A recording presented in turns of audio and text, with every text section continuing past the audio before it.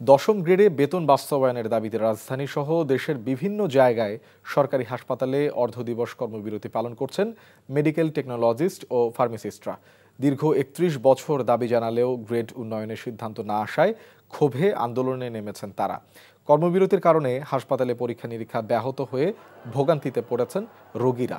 আন্দোলনকারীদের অভিযোগ, জনপ্রশাসন মন্ত্রণালয়ে ফাইল প্রক্রিয়াধীন থাকলেও কোয়ারি ও আমলাতান্ত্রিক জটিলতায় অগ্রগতি নেই।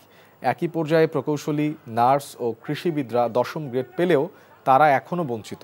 দাবি আদায় না হলে ৪ ডিসেম্বর থেকে পূর্ণ দিবস কর্মবিরতি ও হাসপাতাল শাটডাউনের হুঁশিয়ারি দেয় আন্দোলনকারীরা। ডিপ্লোমা, নার্স, কৃষি ডিপ্লোমা সহ অন্যান্য সকল ডিপ্লোমাধারীদের দশম গ্রেড দেওয়া হয়েছে, কিন্তু আমরা যারা মেডিকেল টেকনোলজিস্ট এবং ফার্মাসিস্ট তাদেরকে দেওয়া হয়নি। স্বাস্থ্য মন্ত্রণালয় থেকে আমাদের এই দশম গ্রেডের ফাইলটি জনপ্রশাসন মন্ত্রণালয়ে প্রেরণ করেছেন, কিন্তু সেখানে বিভিন্ন কারণে, বিভিন্ন কোয়ারির কারণে সেই কার্যক্রমগুলো বাধাগ্রস্ত হচ্ছে। যদি আজকে পর্যন্ত আমাদের কোনো রেজাল্ট আমরা না পাই, তাহলে আগামীকাল থেকে আমরা কমপ্লিট শাটডাউনে যাব।